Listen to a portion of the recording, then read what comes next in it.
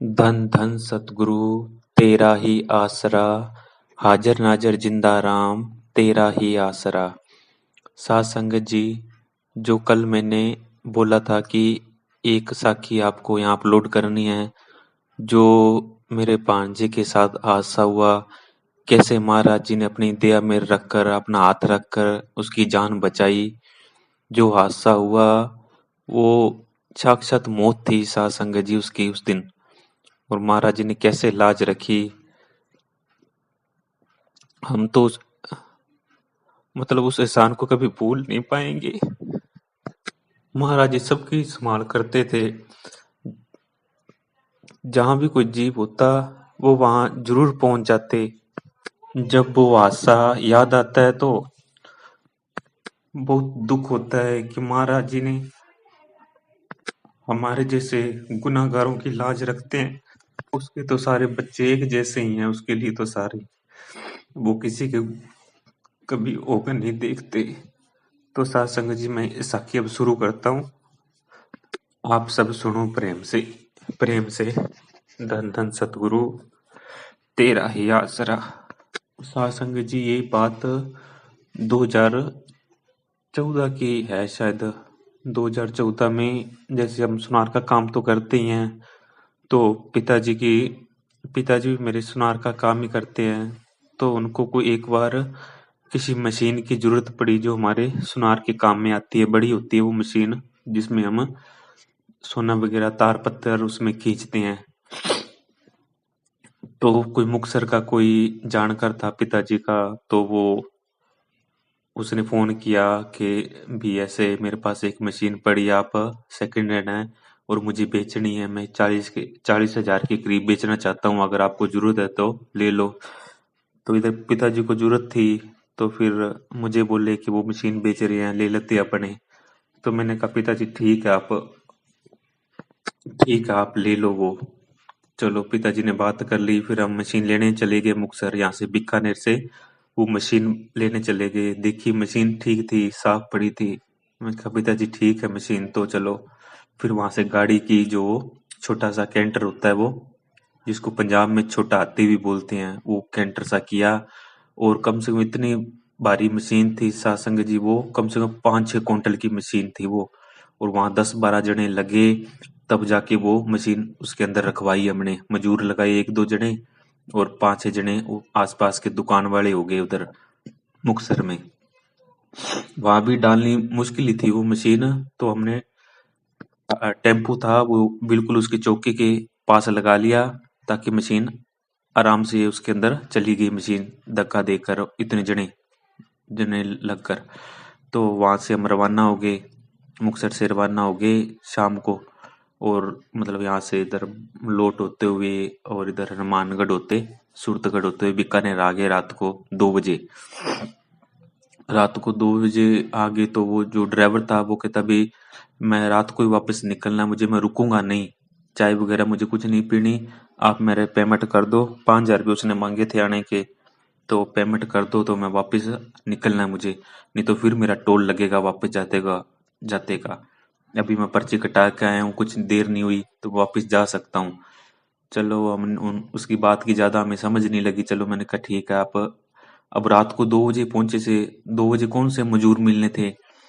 तो फिर पिताजी कहने लगे यार एक अपने कोई स्कीम से उतार लेते हैं। और ड्राइवर से भी बात की, तो वो कहता अंकल जी मैं सामान उतारता रहता हूँ, आप एक मशीन को अगर उतारने चाहते हो तो 2 गार्डर होते हैं ना जो अपने छतों में डालते हैं, 2 गार्डर, ऐसे 2 गार्डर हमारे घर पड़े थे पहले टूटे हुए 2, वैसे कोई चीज इसके साथ लगाओ टेम्पू के साथ पीछे, और वहां से ऐसे ढलान में अपने उतार लेंगे। साथ संगत जी यहाँ पर मैं आपको पूरी तरह समझा नहीं पाऊंगा अब कैसे हमने वो गार्डर उसके साथ लगाए पीछे डाले की तरफ, जहाँ डाला था ट्राले उसका कैंटर का, उसके पीछे दोनों गार्डर लगाए और मशीन उतारने की कोशिश करने लगे।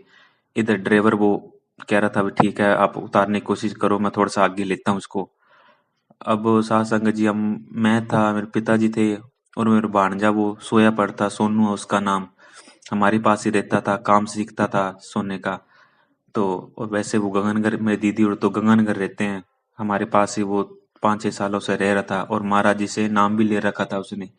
मैंने और मेरे भांजे ने 2013 में इकट्ठा ही नाम लिया था, साल भर हुआ था नाम ले लिए को।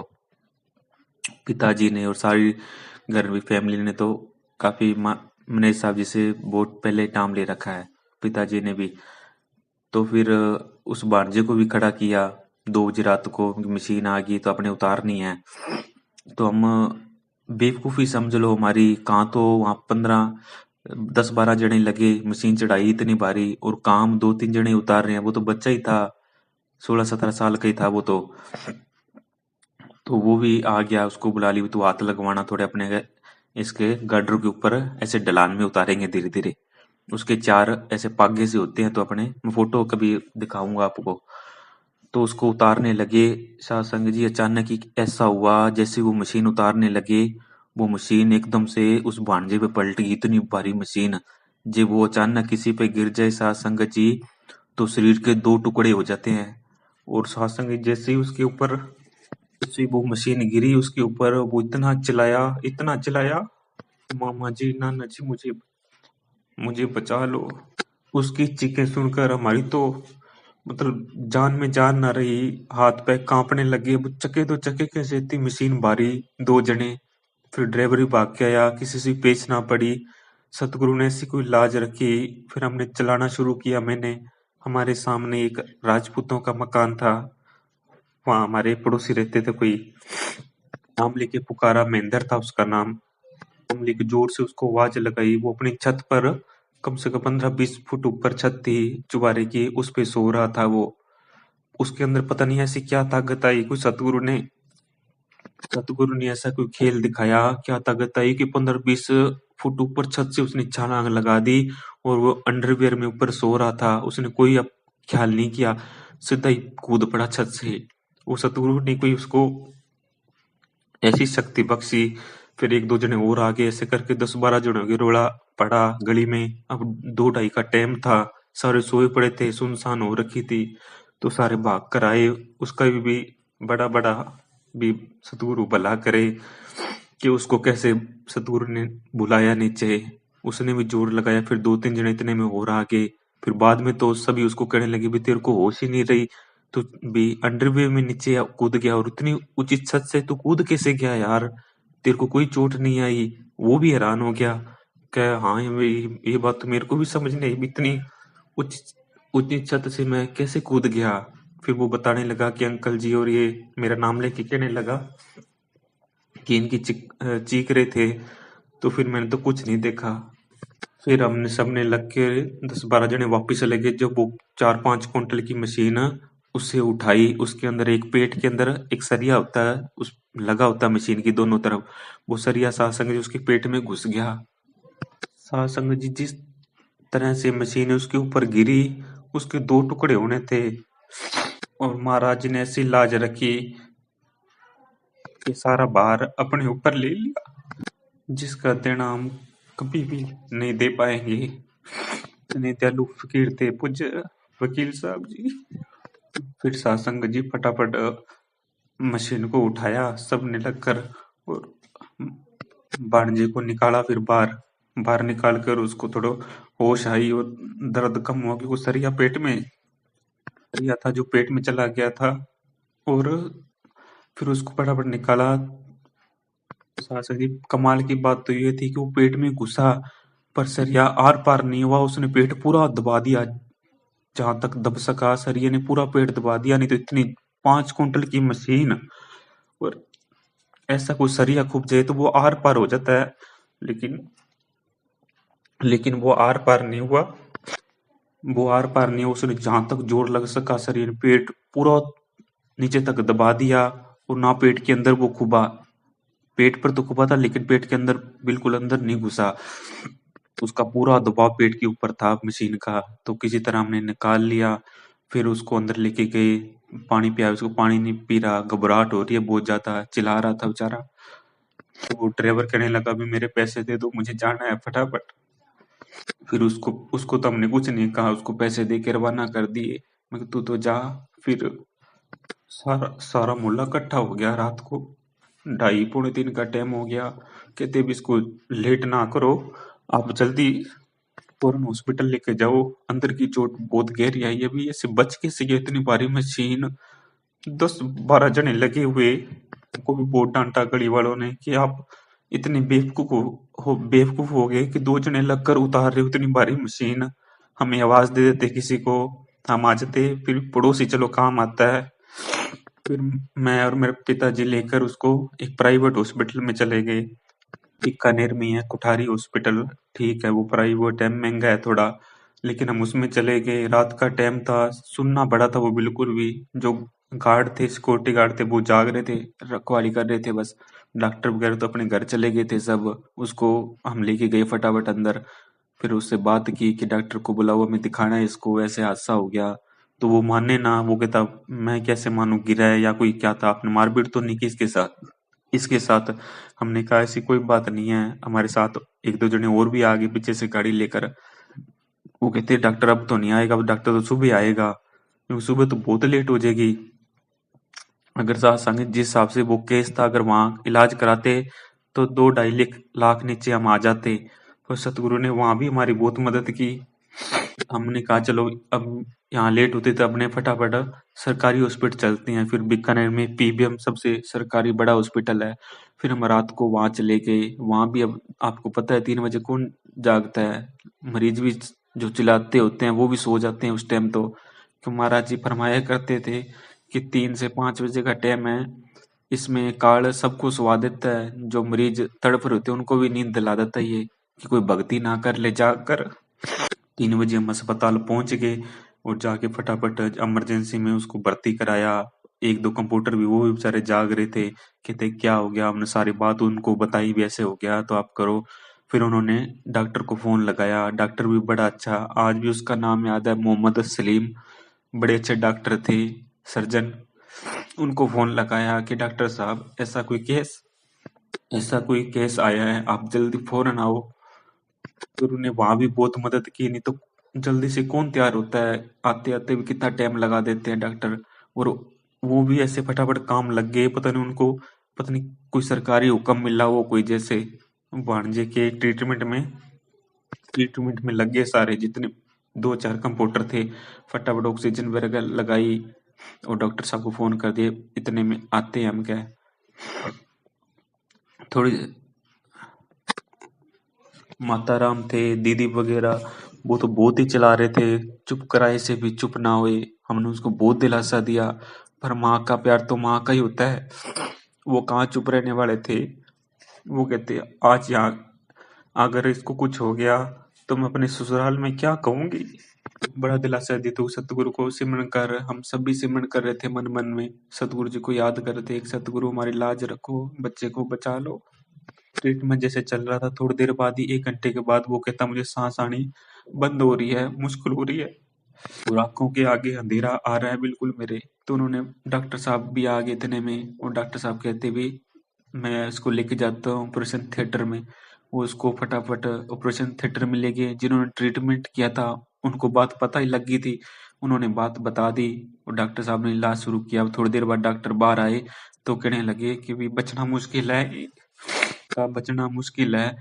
जो नाड़ थी वो, इसका दबाव आने से नाड़ कट चुकी है अंदर पेट से, तो खून सप्लाई नहीं हो रहा, अब खून सप्लाई नहीं हो रहा, तो अब ऑपरेशन करना पड़ेगा। बच भी सकता है और नहीं बच सकता, क्योंकि ब्लॉक हो चुकी है, इधर का खून इधर और उधर का खून उधर। अब नई नाड़ी या कैसे भी, जैसे सर्जन को पता ही होता है क्या इलाज करना है, तो आप ऐसे करो, इन कागजों पे साइन कर दो, बच गया तो आपकी किस्मत है। माता जी और दीदी पास ही खड़े थे, वो तो और ये बातें सुनकर और ज्यादा रोने लग गए, हम भी रोने लगे। फिर सतगुरु ने चलो धीरज बंधाया, हमने उन कागजों पे साइन कर दिया, अभी आप कोशिश तो करो शायद बच जाए। फिर उन्होंने जो सामान मंगाया ऑपरेशन के लिए वो सब लाके उनको दिया, और हम सब परिवार ऑपरेशन, जो ऑपरेशन थिएटर था उसके बाहर सिमरन पर बैठ गए सारे। दीदी को दीदी को मैंने बोला आप सब सिमरन पे बैठ जाओ, हम सब सिमरन करते हैं महाराज जी का, जे हमारा होगा तो बच जाएगा, जे सतगुरु ने लेके जाना है तो फिर कोई ना कोई बहाना जरूर बनता है। दीदी कहने लगी तेरे लिए तो आसान है, अब मैं कैसे कंट्रोल करूं। तो सतगुरु ने धीरज बधाया, हम सब सिमरन पे बैठे रहे। 1 घंटे के बाद डॉक्टर बाहर आया। ऑपरेशन बाहर आते ही डॉक्टर साहब कहने लगे कि भाई आपको तो कोई आपकी तो आज ही भगवान ने लाज रख ली है। और हम भी सोचते थे, जितनी कोशिश की हमसे हमने की और बच्चा बच गया, पर इसको अब 6 महीने रेस्ट करना पड़ेगा। ऑपरेशन सक्सेस हो गया है, अब चिंता मत करो। अब वो नाड़ी थी उसके अंदर शायद कुछ पता नहीं, नाड़ी का दूसरा टुकड़ा लगाया। सतगुरु जाने कैसे डॉक्टर साहब से क्या खेल खेल करवाया उन्होंने। तो बड़ा हैरान, डॉक्टर का ऐसा केस में रेयर चांस में बच सकता है जैसे आप बता रहे हो, उस हिसाब से तो बहुत ही कम चांस थे। और मैं तो हैरान हूँ, इतना पेट दब गया और वो सरिया आर पार नहीं हुआ जैसे आप बता रहे हो। डॉक्टर भी बड़ा हैरान हुआ सुनकर। कहते चलो अब चिंता मत करो आप, अब ऑपरेशन सक्सेस हो गया है, अब इसको भी महीना 2 महीने तो यही इलाज चलेगा इसका। और फिर आप घर ले जा सकते हो और 6 महीने तक रेस्ट करना है इसको, कोई वजन नहीं उठाना, कुछ भी नहीं करना। फिर 1.5 महीने तक तो हम वहाँ हॉस्पिटल ही रहे। माता जी और दीदी बड़े मतलब सतगुरु का शुक्राना करने से नहीं थक रही थी उनकी जुबान। 1.5 महीने तक फिर वहाँ उसका इलाज चला और सतगुरु की दया मेरे से वो ठीक हो गया। उसके जो पेट में फिर वो गंदा खून जमा हो गया था, वो निकाला उन्होंने। सात संगत ने अपने जैसे पानी भरने वाली पाइप होती ना, इतनी बड़ी पाइप उसके पेट में यहाँ छेद करके डाल लेगी। वो 1.5 महीने तक वहीं लगी रही और वहां से गंदा खून बाहर आता था। 15 दिन तक तो थोड़ा रिस्क रहा, फिर उसके बाद सतगुरु की दया मेरे से हम सब वहां बैठे सिमरन करते रहते, अस्पताल में सत्संग लगा लेते। जो साथ वाले बेड पर मरीज पड़े थे, वो भी महाराज जी की सत्संग सुनकर उनको भी बड़ी शांति मिलती कि ऐसे संत ऐसी सत्संग हमने कभी नहीं सुनी।